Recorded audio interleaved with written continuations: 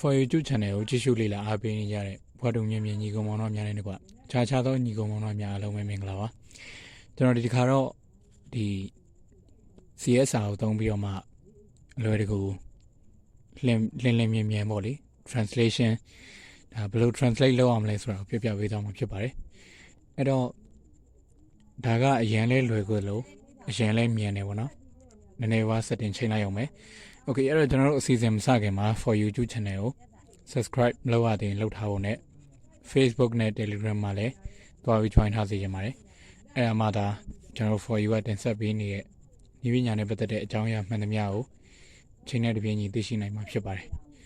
Okay အဲ့တော့ကျွန်တော်စလိုက်အောင်ဒီဟာကကျွန်တော် setting လေးနည်းနည်းချိန်လိုက်ရုံနဲ့ဒီ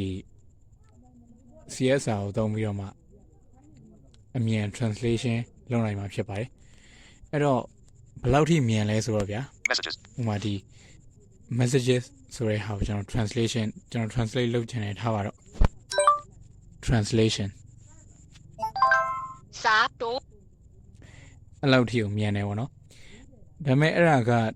ဒီတိုင်းပဲဟိုဘာမှမလုပ်ဖဲနဲ့ဒါ voice assistant ခေါ်ပြီးတော့ဟို translation လို့ပြောလိုက်တာနဲ့ရပြီလားဆိုတော့အဲ့လောက်တော့လည်းမယိုရှင်းဘူးပေါ့လေဆိုတော့နည်းနည်းပါ setting လေးတွေချိန်ပေးရမယ်အဲ့တော့အဲ့ဒါလေးလုပ်ပြီးရင်ကျွန်တော်ခုနအော်သလိုပဲကို translate လုပ်ချင်တဲ့ဒါ button အပေါ် button ကိုထောက်ထားပြီးတော့ထောက်လိုက်ပြီးတော့ဒါ translation လို့អော်လိုက်ရုံပါပဲဆိုတော့ဒီကောင်ကအင်္ဂလိပ်ကနေမြန်မာကို translate လုပ်လို့ရသလိုတခြားဘာသာတွေအားလုံးကနေလည်းမြန်မာကိုလုပ်လို့ရတယ်မြန်မာကနေအင်္ဂလိပ်လုပ်ချင်လည်းလုပ်လို့ရတယ်ပေါ့နော်ဆိုတော့ကြိုက်တဲ့ဘာသာကနေကြိုက်တဲ့ဘာသာကို translate လုပ်လို့ရတယ်ဆိုတော့အဲ့ဒါကိုလို့သလို setting ချိန်လို့ရတယ်ပေါ့နော်အဲ့တော့တော်တော်လေးအသုံးဝင်တယ်လို့ပြောလို့ရပါတယ်အဲ့တော့ဟိုတခုခု translate လုပ်ချင်ပြီဆိုရင် copy ကူးအောင်ဟာပြီးရင် translate ထဲဝင်အောင်ဟာအိမ်မှာပေးချအောင်ဟာအဲ့လိုမျိုးကြီး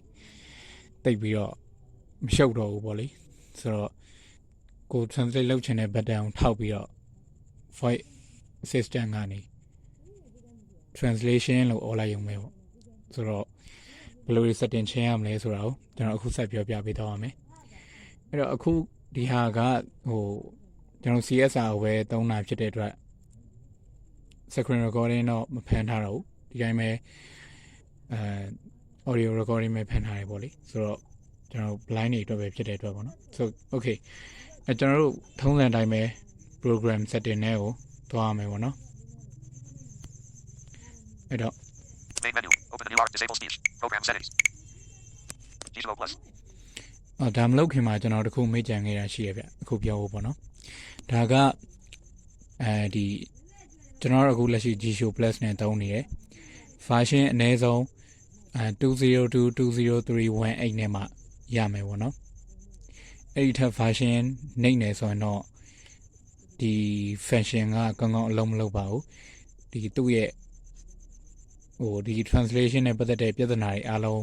ဖြေရှင်းပြီးတာကဒီ20220318မှာအားလုံး okay သွားတာပေါ့နော်ဆိုတော့ကျွန်တော်လည်းအခုဒီ version နဲ့သုံးနေတယ်အဲ့တော့ link ကိုလည်းdescription မှာထည့်ပေးထားပါမယ်အဲ့ဒီကနေအခုလက်ရှိသုံးနေတဲ့ version ကအဲ့ဒီ version ထက်နှိမ့်နေသေးတယ်ဆိုရင်တော့ဝင်ပြီးထောင်းလိုက်ပါတော့ okay အဲ့တော့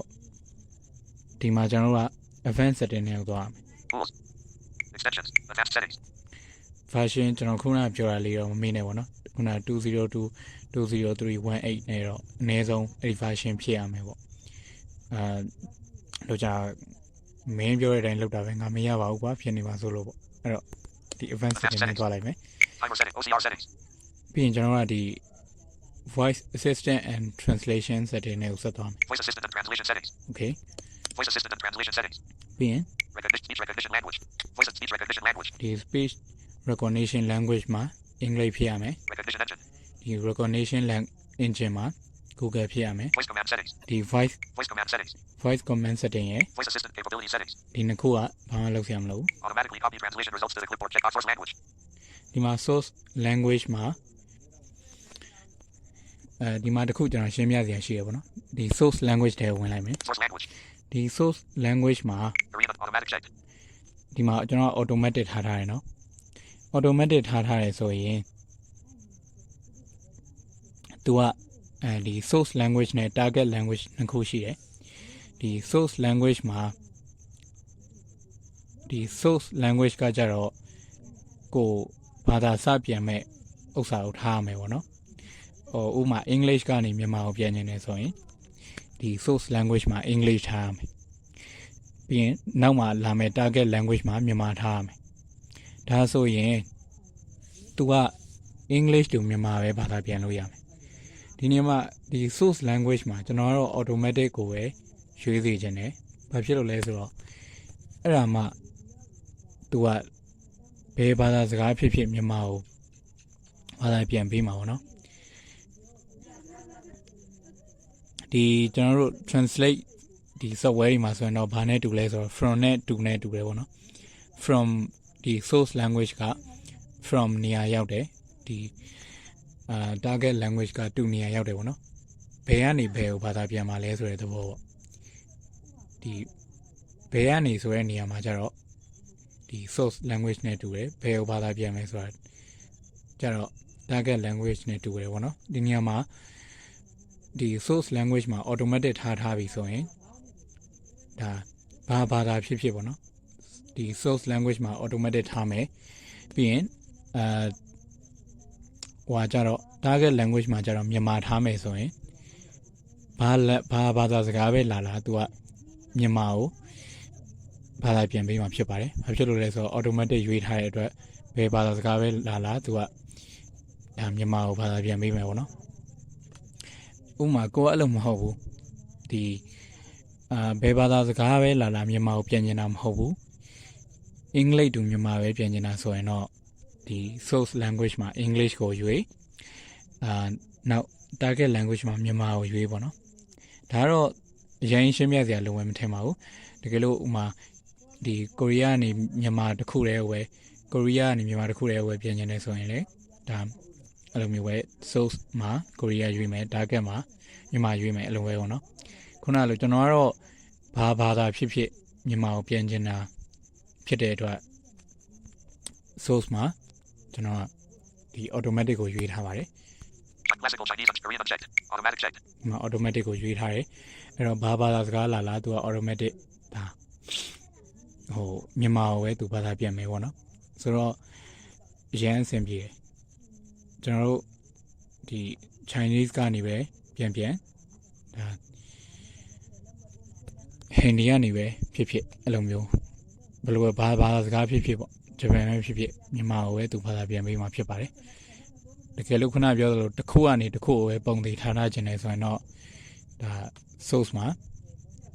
တစ်ခုရွေး target မှာမြန်မာရွေးပေါ့နော်တကယ်လို့ပြောင်းပြန်မြန်မာတူ English ပြန်ခြင်းလဲဆိုရင်ဒီ source မှာမြန်မာရွေးပြီးရင် target မှာ English ရွေးပေါ့ okay ဒီလောက်ဆိုတော့ဒါရှင်းပြီထင်ပါတယ်ကျွန်တော်ရှင်းပြနေတော့များသွားပြီအဲ့တော့ဒီမှာ automatic ရွေးထားမယ်ကျွန်တော်ကတော့ဘယ်ဘာသာဖြစ်မြန်မာကိုပြန်မှာဖြစ်တဲ့အတွက် Voice assistant and translation settings. ပြီးရင်လည်းကျွန်တော်လက်တွေ့ဘာသာပြန်ပြပါမယ်ဘယ်ဘာသာဖြစ်ဆိုတာပေါ့နော် Voice assistant capability settings. Automatic source language. Target language. ဒီမှာ target language မှာ Target language. ကျွန်တော်မြန်မာရွေးထားပါတယ် Burmese checked. Target language. Burmese checked. ဒီမှာ Burmese မှာချက်ထားတယ်ဆိုတော့ခုနကလေးကကျွန်တော် source နဲ့ target ရဲ့ကွဲပြားချက်ကိုရှင်းပြပေးပြီဆိုတော့ဒီဟာကိုတော့ထွေးထူးမပြောတော့နော် okay Back button. Voice assistant and use voice dictation when holding your finger on the text box. Append the text to the text box. Use voice dictation when holding your search engine. Target language. ပြီးရင် search engine မှာကျွန်တော် Google ရွေးမယ် Search engine. ဒါရွေးထားမယ်ပေါ့နော်ကျွန်တော်ရွေးထားပြီလား Use voice dictation when holding your finger on the text. Append the mute media volume. While the voice mute media volume. While the voice assistant is listening. Checkbox unchecked. okay အဲ့တော့ဒါပါပဲ One UI home. အဲ့တော့လိုအပ်တဲ့ setting ကတော့ဒါပဲကျွန်တော်တို့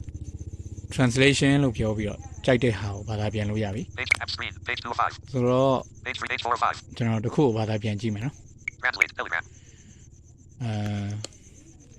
Forwarded message from URL uploader. Sorry, I can't upload files that are larger than 500.00 MB. File size detected 745.54 MB. If you want to upload large files slash.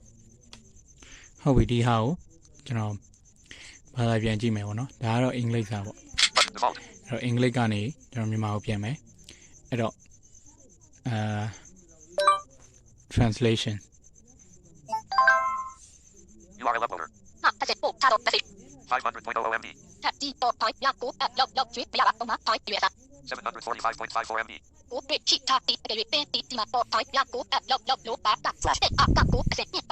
7:51 PM. ဟုတ်ပြီနော်ဒါကတော့မြန်မာလိုဖြစ်ပါတယ်ဆိုတော့ဒါကတော့ English to မြန်မာပေါ့နော်ဆိုတော့ကျွန်တော် French ကနေလည်းမြန်မာကိုကျွန်တော်ဘာသာပြန်ပြမယ်ပေါ့နော်ဆိုတော့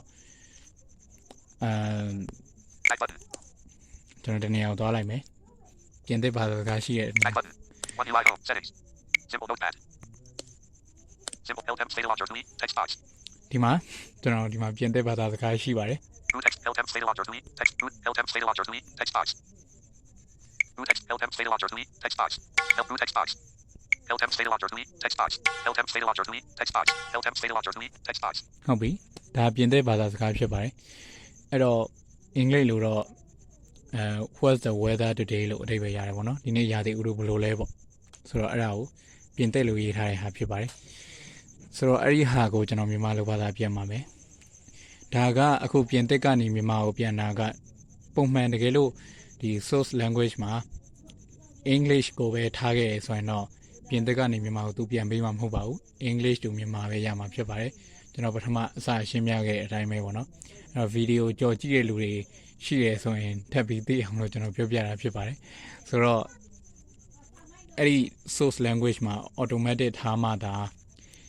ဘာကနေမြန်မာဖြစ်ဖြစ်သူပြန်ပေးမှာဖြစ်ပါတယ် LTEM state launcher delete text box. ဒီမှာဒီဟာကခုနကျွန်တော်ပြောခဲ့သလိုပဲဒီနေ့ရာသီဥတုဘယ်လိုလဲဆိုတဲ့အဓိပ္ပာယ်ရတယ်ပေါ့နော်ဆိုတော့ဒီ what's the weather today ဆိုတော့သူဘာသာပြန်တဲ့အခါကျရင်တော့သူကဒီနေ့ရာသီဥတုဘာလဲဆိုပြီးတော့အဲ့လိုမျိုးပြန်နေပေါ့နော် okay အဓိကကျွန်တော်ပြန်လို့ရတာပဲပြချင်တာပေါ့နော်ဆိုတော့ LTEM state launcher delete text box. LTEM state launcher delete text box. ဟုတ်ပြီဒါကိုကျွန်တော်ဒါ voice assistant ခေါ်ပြီးတော့ခုနလိုပဲ translation လို့ပြောပြီးပြန်မယ်ပေါ့နော် translation ဒီနေ့ရာသီဥတုကပါလဲပုံမှာ ဒီနေ့ရာသီဥတုကဘာလဲပေါ့နော်တကယ်တော့ရေးထားတာ what the weather today ပါပဲအဲ့တော့သူကတော့အဲ့လိုမျိုးပြန်နေပေါ့နော် okay One UI home. ဆိုတော့တခြားဘာသာစကားတွေတခြားဟာတွေကိုလည်းသူအဲ့လိုမျိုးပဲပြန်ပေးရပေါ့နော်ကျွန်တော်3-4ခုလောက်နေတော့စမ်းကြည့်ဘူးတယ်ဆိုတော့ဟိုအရန်အဆင်ပြေတယ်ပေါ့နော်ဒါဒီလိုမျိုးလုပ်လို့ရတယ်ဆိုတာလေကျွန်တော်တို့ခုနပြောခဲ့သလိုပဲပေါ့ဘာသာဟိုတခါလေအင်္ဂလိပ်လိုရေးထားတဲ့ဟာတွေကိုကိုကနားမလည်လို့ဘာသာပြင်နေဆိုရင်ရင်တော့ဆိုရင်တော့အနည်းဆုံးဒီအမြန်သွားမယ်ဆိုရင်တော့အနည်းဆုံးဒါ voice assistant နဲ့ translate လို့អော်ပြီးတော့ translate app ထဲရအောင်သွားရမယ်ပြီးတော့အဲ့ဒီမှာ page ချရမယ်ပေါ့လေအဲ့တော့ဒီဟာတော့အဲ့ထက်ပုံမြန်တယ်လို့ကျွန်တော်ယူဆတယ်ပေါ့နော်ဆိုတော့ဒီဗီဒီယိုကြိုက်တယ်လို့ဆိုရင်ဒါ like button လေးနှိပ်ခဲ့ပါအဲ့တော့မသိသေးဘူးလို့မသိသေးတဲ့တကယ်ချင်းတွေရှိရင်လည်းဒါ share ပေးစေချင်ပါတယ်ဒီဗီဒီယိုပေါ့နော်အဲ့တော့အားလုံးအဆင်ပြေမယ်လို့မျှော်လင့်ပါတယ်ဘာမှလည်းခက်ခဲမရှိဘူးပေါ့နော်ဒါပေမဲ့ဒီ software version ကိုတော့ခုနကကျွန်တော်ပြောသလို20220318ဖြစ်ဖို့တော့အဲ့လောက်ထက် version မနှိမ့်မှုတော့ဒါအထူးသတိပြုစေချင်ပါတယ်ပြီးတော့နောက်ဆုံးနောက်တစ်ခုကြံခဲ့တာကဒီကောင်ကကျွန်တော်တို့ဒီ Google Translate လိုပဲပေါ့နော် internet မရှိရင်တော့သူဘာသာပြန်ပေးမှာမဟုတ်ပါဘူးဒါကတော့တော်တော်များများဥစ္စာတွေ internet မရှိရင်တော့ဒီဘာသာပြန်နေဆိုတာလုပ်လို့ရတဲ့ app ကတိတ်မရှိပါဘူးဆိုတော့သူလဲလိုပဲပေါ့နော်ဒါ internet မရှိဘဲနဲ့ဘာသာပြန်မှုဆိုရင်တော့ဟို file site ဟိုများမှပဲရမယ်လीအဲ့တော့အခုဒီကောင်ကခုနကျွန်တော်ပြောတဲ့ဒီ20220318ဆိုရင် site က 7MB ကြော်လေးပဲရှိတာသူအဲ့ဒီ Geo Plus ရဲ့ site ကပေါ့နော်ဆိုတော့အဲ့လောက်အနေထားနဲ့ဒီလိုမျိုးတွေပါသုံးလို့ရတာကသုံးလို့ရလာတာအရင်မိုက်ပါတယ်ဆိုတော့ တခုခုအကြံပေးချင်တာရှိရင်ပဲဖြစ်ဖြစ်တခုခုစီစဉ်တင်ဆက်စီချင်တာရှိရင်ပဲဖြစ်ဖြစ် comment မှာရေးပေးခဲ့လို့ရပါတယ်အဲ့တော့ဒီဗီဒီယိုကအမှန်တိုင်းပြောရင်တော့ဟိုကြော်ပြီးမကြည့်ရကောင်းတယ်ပေါ့နော်ဘာဖြစ်လို့လဲဆိုတော့ကျွန်တော်ခုနဒီရှင်းပြတဲ့နေရာမှာ Stop button. ဟိုအပြည့်အစုံနားလည်လိုက်ဖို့ဆိုရင်တော့ကြော်ပြီးမကြည့်မှာပဲဖြစ်မယ်ပေါ့နော်ဆိုတော့တကယ်လို့တခုခုကိုနားမလည်ဘူးလို့အခုချိန်မှာအခုဒီနေရာရောက်တဲ့အချိန်မှာခန်းစားရတယ်ဆိုရင်တော့အနောက်ပြန်ဆုပ်ပြီးတော့ပြန်ရေးကြည့်လိုက်ပေါ့နော်โอเคအဲ့တော့အားလုံးကျွန်တော်ခုနပြောခဲ့တဲ့အတိုင်းသဘောပေါက်မယ်လို့ထင်ပါတယ်ဒါဒီနေ့ဗီဒီယိုတော့ကျွန်တော်ဒီလောက်နဲ့ပဲအဆုံးသတ်လိုက်ပါတယ်